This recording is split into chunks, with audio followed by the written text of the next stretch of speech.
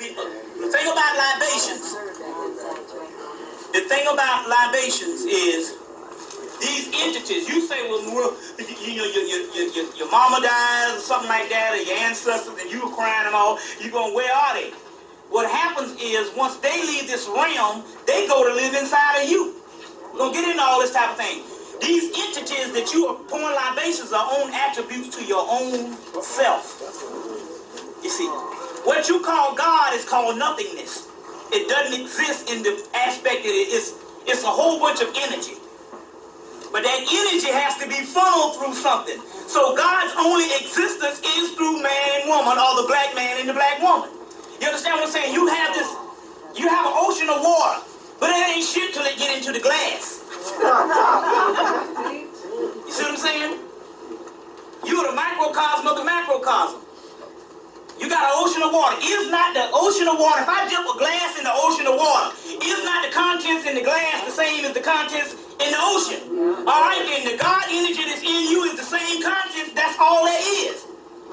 God is all potential. God is what is called all potential, the nothingness in its potential. It's a big mass of energy. But man and woman, or the black man and the black woman, is the perfecting agent of God's potential. What exists seemingly in God unfolds and manifests in your ass. So therefore there is no God but you, because the simple fact that you are the agent. You get an old crippled ass old white Italian Godfather. He can't go out and kill nobody. He got to go hire the hitman.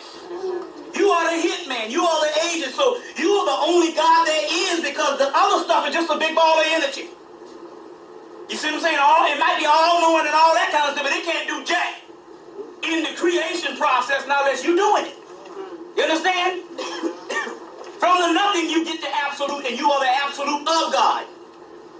In the Zohar it says that man says that God is on high, while the angels in heaven say God lives on earth.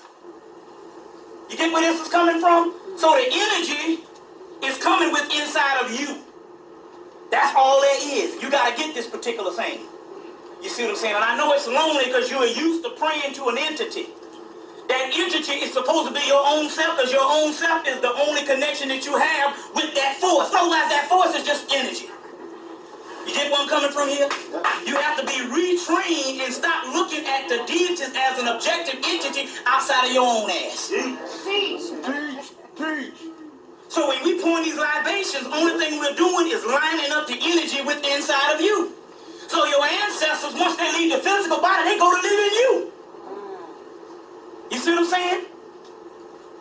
It says in the Kabbalah that this particular perfecting agent, see, the white boy has to play on words, and if you don't understand the lingo, you don't understand. So this particular perfecting agent, which is supposed to be man, is all linked up from something called a Neoplatonic energy.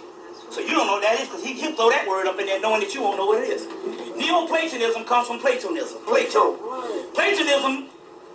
studied Hermeticism. Hermeticism is the wisdom of the Egyptian Tahuti, and the mysteries of Tahuti is the mysteries of alchemy, and the mysteries of alchemy is melanin. So when he says it's all linked up by a Neoplatonic formula, he's talking about melanin. He's saying the link between God of the cosmos and God's down here is melanin, which is called Satan. We won't get into this tonight. You're talking against yourself. Soot on, black substance. Gonna get into all that today too. You gotta get rid of this devil, which means double. Your double self, your doppelganger. We're gonna get into all that tonight. You see what I'm saying? And the moral, or whatever the deal is. You see, we're gonna deal with all that, but we also have to deal, before we go into the cosmos, we gotta deal with the mundane stuff that's actually going down. Because basically, literally, they came into Atlanta and closed down all the projects. Took the people to a certain place, got the melanin from them, make the melatonin pills and stuff they call growth hormones, and then they crushed up the meat and they sent it back into the inner city, and they sell the niggas right there in the down, in the McDonald's and all that shit. Vavon Hawkins, inner city foods. You better recognize. We're gonna get into all that too. Solid green. right. Here you think they got all this antibacterial shit in the supermarket. First of all, I want to say this first of all. For the people, let me explain something to you. Because we got to get out of the pettiness. And we're not talking about you, but we got to understand this. If you hear some of my original videos, I was very mild-mannered as far as I didn't do any cursing and all that type of stuff. As I started growing spiritually, I started getting more foul mouth. Now, let me explain this to you. Let me explain two things that start happening. First of all, there's no such thing as curse words in the aspect that you know of, because we speak the English language. Now, just listen to this. When the spiritual laws was laid down by us, the English language wasn't even into existence. So how in the hell can something that comes along later be a doggone curse word? A curse word is when you curse somebody or damn somebody to hell or do some stuff in words of power, but fuck, shit, and all that kind of thing is not a curse word. Do you know the word shit is the most ancient name for the most ancient god on the planet? We're going to get into that too now. Hold me to that one. Because I'm going ahead of myself. But my point is, another thing is also too, is this reason too. Also, there's character assassination. The government is into what is called character assassination. That means if he can put you on the TV and he can come on, he can paint a picture to you, and the people will believe Tom Brokaw before they'll believe a black person. So my point, that's called the mind control theory. But my key is, I was wondering why I started cursing more when I go into the spirit, because when I start pouring the libation on, I'm in the spirit realm. And what it was, the spirit said, this is where we can cloak you so the white man won't go and use none of your stuff on the TV set to try to make you into some demon. So if he does, it'll just be beep, beep, beep, beep, beep, beep, beep. See what I'm saying? That's another reason also too. But even if I didn't curse, they don't use people who use scholarship. That means if I document a certain amount of bibliography to you, they won't use me on TV. See, the problem, the reason why they attack Farrakhan is Farrakhan never documented a lot of sources. Although even if it doesn't necessarily mean that everything you say got to come from a book. See, even if you don't even document sources as far as something that you're talking about that's not in a book, you're still supposed to give a reference of books or sources anyway, because the government don't use that on TV. The government say, even if we attack this person on TV, if this person leaves the people some stuff that they can read, the people can go and get some of this material and they might wake up, and we can never have our people waking up in this society. All right. You get it? So therefore, that's why they never attacked Dr. Ben, John Henry Clark, and all that. The only person they tried at one time, the only person didn't have a book out at the time they tried was Leonard Jeffers, right before his book came out. He didn't have a book out at the time, so they tried to attack him on Donahue. But he came with all the ammunition and blew him out the water. And at the end of the show, Donahue was like, and they say, look, we never put no person on here that is speaking from scholarship. And he was the last person that they somewhat might have tried to do that to. So the reason why you never saw these other people that got attacked and stuff, because you document things. That is your way to keep from a character assassinating you, because even though they might make me a villain, but if I give a damn book list, the people can start reading this, and it's not necessarily you, because they still just believe you're 3/5 of a human being. It's not have nothing to do with you. They don't want to wake a certain amount of white people up. Say, oh, them niggas might have a point here. You see what I'm saying? And you are 3/5 of a human being. That law never stopped. Now, when they had the Million Man March, at the end of the day, they said it was well over 1 million people. But they said it was 700,000. What the government was giving you was a code thing. He was saying, based on the 3/5 of a human being law, a little over 1 million would still add up to 700,000. This is the deal with that type of thing. So before we go into that particular law, let me do the libation so you know the drill. 50 years from today, nothing runs, nothing works. They gave me a quarter of a kilo. But people are the same. And people will do anything to get what they need. What they need most is Soylent Green. Simonson, board of directors of the Soylent Corporation, murdered because he discovered the secret of Soylent Green.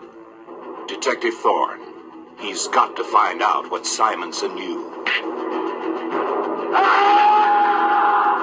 Saul Roth, Thorne's researcher.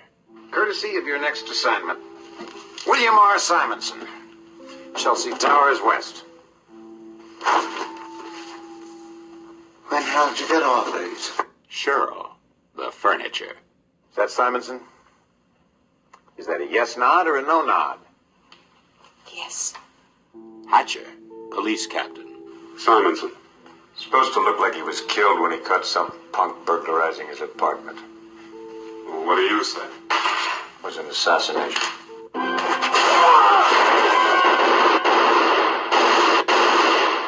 Tab Fielding, bodyguard. Why would you leave that door open?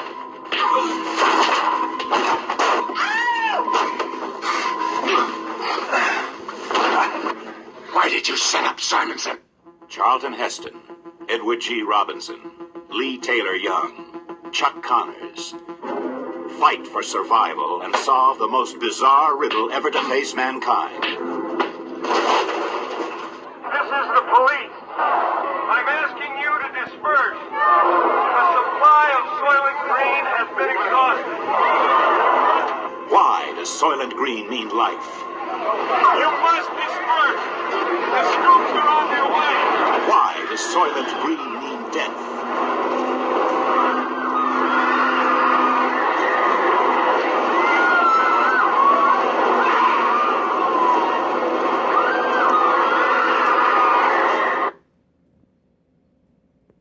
What is the secret of Soylent Green?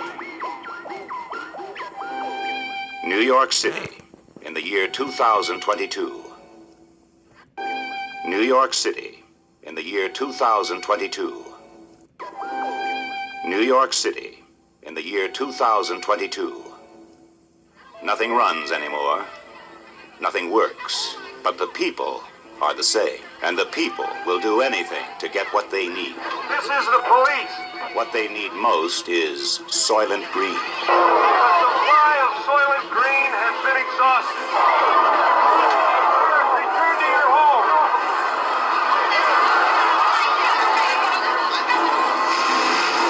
What is the secret of Soylent Green? Detective Sergeant Thorne. He has a 2-year backlog of unsolved murders. Now he's on a case that must be solved.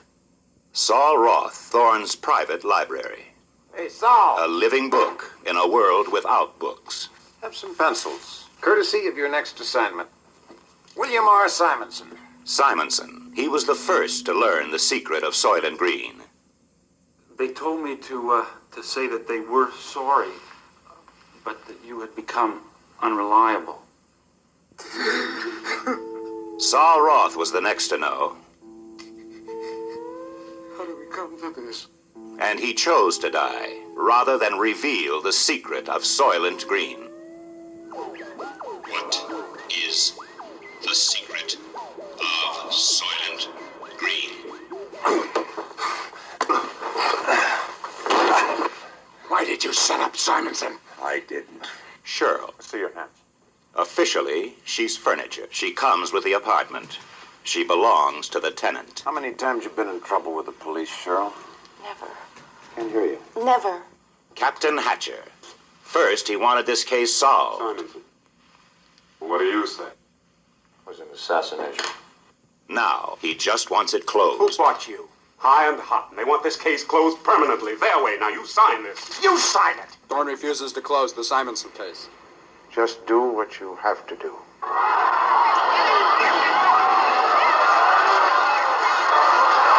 Where did you go with Simonson? He took me to church. Church. Bless me, Father, for I have sinned. It has been 6 months since my last confession.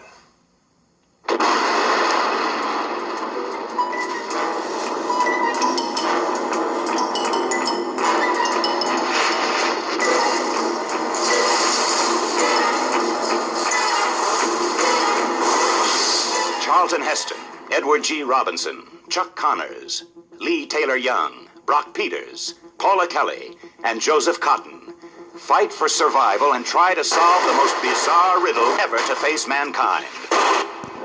The search for the secret of Soylent Green. You will find out why Soylent Green means life. You will find out why Soylent Green means death. We gotta stop him! What is the secret of Soylent Green? Please! Soylent Green, y'all. Now I watched that movie a long time ago. You know what I'm saying? I ain't seen it in a long time, but as you can see, look at the time. Look at the year, man. 1973. So it was definitely before my time. But I remember I seen parts of the movie of Soylent Green. Now, the secret of Soylent Green, for those that don't know, is bodies. You know what I'm saying? They're chopping up bodies. You know what I'm saying? So, for all you people out here, that eat meat, you know what I'm saying? You're pretty much eating, you're probably eating your relatives. You don't know what you're eating. You're eating probably the cat down the road, like Ralph Smart would say. You know what I mean? But at the same time, too, it even goes with that so-called Beyond the Burger meat, the so-called vegan stuff. Like we don't even know what the hell we eating. You know what I mean? So that's just the way it is. But go ahead and check out the movie if you want to. Soylent Green, 1973. Close to, what is that, an hour and a half? You know what I mean? Soylent Green, y'all. That's the secret. The secret of Soylent Green, the secret ingredient of Soylent Green is a whole bunch of gang stalkers that's added to the pot. Can I get a no-no there?